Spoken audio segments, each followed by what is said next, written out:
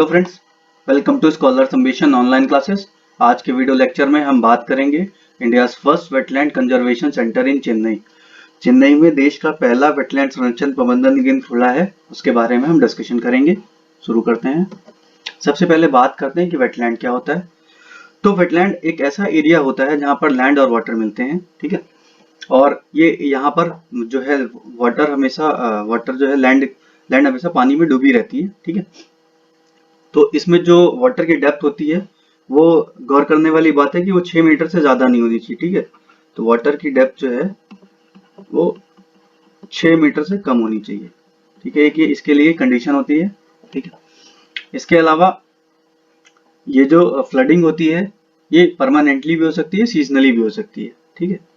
तो इसमें ये क्या होता है कि बेसिकली वेटलैंड में बहुत ही डाइवर्स काइंड ऑफ वेजिटेशंस होते हैं, फ्लोरा और फौना पाए जाते हैं। जैसे कि एग्जांपल आप देख सकते हैं ऊपर की पिक्चर में, तो इससे एक बहुत ही अच्छा सुंदर सा दृश्य है ये, ठीक है।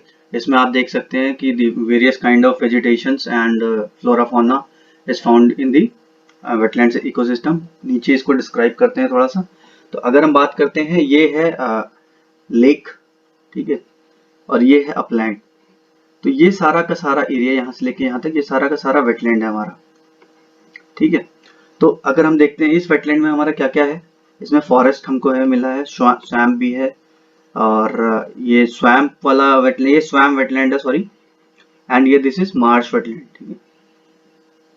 तो यहाँ पे क्या है, फॉरेस्ट है, श्रब है, मीडो है, मीडो मतलब होता है घास, ठीक है। इसके बाद डेंस इमर्जेंट हैं, सबमर्जेंट हैं, जो पानी के अंदर डूबे हुए रहते हैं, जो हमारे एल्गी या अलग टाइप के वेजिटेशन होते हैं उनकी बात कर रहे हैं, ठीक है।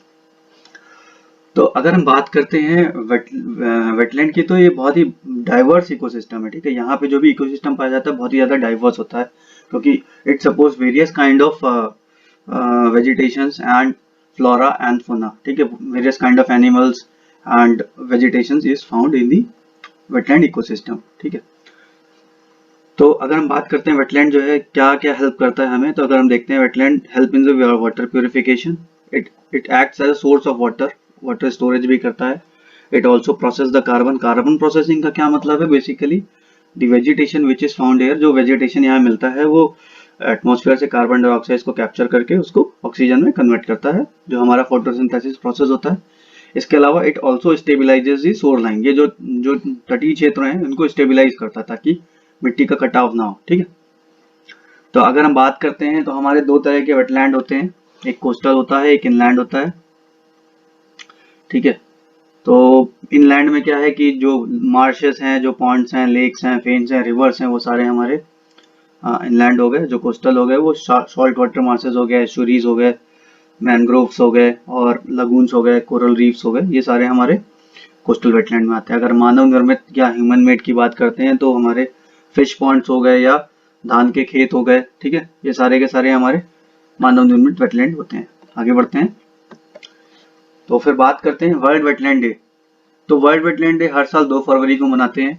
इसका पर्पस क्या होता है, क्योंकि वेटलैंड एक बहुत ही इंपॉर्टेंट है for our people and planet and environment. तो हम उसकी वेटलैंड की इंपॉर्टेंस की ग्लोबल अवेयरनेस बढ़ाने के लिए हम वर्ल्ड वेटलैंड डे मनाते हैं, ठीक है, to raise the global awareness about the vital role of wetland, ठीक है। तो अगर बात करते हैं ये 2 फरवरी को ही क्यों मनाया जाता है, तो इस दिन इसलिए मनाया जाता है क्योंकि इस दिन हमने कन्वेंशन ऑन वेटलैंड साइन किया था। तो ये कहाँ साइन किया था, ये हमने किया था रामसर में किया था। रामसर कहाँ पे, ईरान में है। और जो रामसर सिटी है it is on the shores of Caspian Sea, जो कैप्सियन सागर है उसके सोर्स के उसके पास है, ठीक है। तो अगर हम बात करते हैं कि जो वर्ल्ड वेटलैंड डे 2 फरवरी को मनाते हैं, तो इस साल 2021 की थीम क्या है, 2021 की थीम है वेटलैंड्स एंड वाटर, ठीक है। तो बेसिकली क्या बताया गया है, वेटलैंड एंड वाटर जो थीम है इसमें हमने वेटलैंड की इंपॉर्टेंस बताई है as a source of fresh water, highlight the importance of wetland as a source of fresh water, ठीक है। तो इसमें क्या है, it also encourages action to restore what wetland, restore हमको ऑलरेडी हम उसको भी मोटिवेट कर रहे हैं लोगों को to come forward and to take actions to restore the wetland and to stop the loss of wetland, ठीक है। अब बात कर लेते हैं रामसर कन्वेंशन की। रामसर कन्वेंशन क्या है, बेसिकली कि इंटरनेशनल ट्रीटी है, एक इंटरनेशनल ट्रीटी हुई थी for conservation and sustainable use of wetlands, ठीक है। इसी को हम कन्वेंशन ऑन वेटलैंड भी बोलते हैं, इसी रामसर कन्वेंशन को।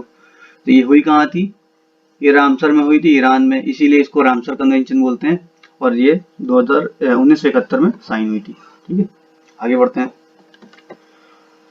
तो इन दिस कन्वेंशन हम जो भी इंटरनेशनल इंपॉर्टेंस के वेटलैंड होते हैं उसको हम रामसर साइट बोलते हैं। जो रामसर कन्वेंशन के अंतर्गत हम जो भी इंटरनेशनल इंपॉर्टेंस के वेटलैंड साइट्स होते हैं उनको हम रामसर साइट्स बोलते हैं, तो वो हम आइडेंटिफाई करते हैं। तो अगर हम इंडिया में बात करते हैं, इंडिया में टोटल 42 रामसर साइट्स हैं, और जो चिल्का लेक है उड़ीसा में वो लार्जेस्ट रामसर साइट है, ठीक है।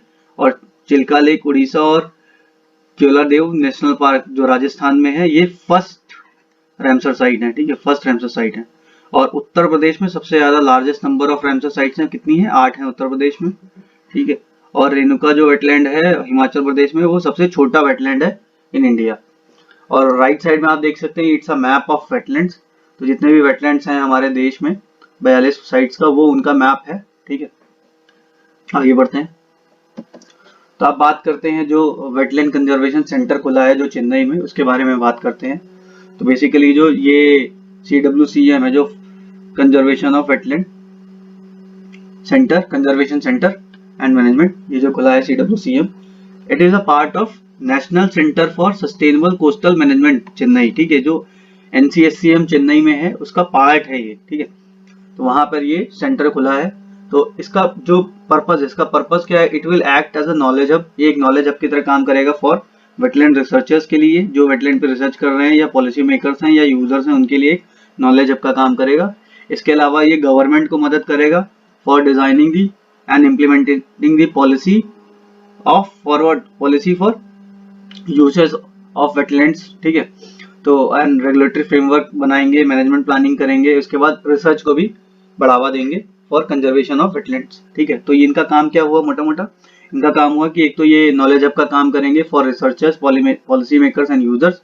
इसके अलावा वो गवर्नमेंट्स को, नेशनल एंड रीजनल गवर्नमेंट्स को हेल्प करेंगे for designing and implementing policies, regulatory framework, management planning and targeted research for conservation of wetland. तो वेटलैंड की कंजर्वेशन को कैसे करना है, कैसी पॉलिसी डिजाइन करनी है, क्या क्या इंप्लीमेंट करना है, क्या रेगुलेटरी फ्रेमवर्क होने चाहिए, ये उसको भी बनाने में मदद करेंगे, ठीक है। तो बात करते हैं, अगर हम जो हमारा national centre for sustainable coastal management Chennai है, it is a part of ministry of environment, forest and climate change, MOEFCC का पार्ट है ये। और इसके जो cabinet minister mister Prakash Javadekar हैं। बात करते हैं मिनिस्टर ऑफ स्टेट की, तो मिनिस्टर ऑफ स्टेट है mister Babul Supriyo. So this is the end of our video. Hope you like the video. Please like and subscribe to our channel.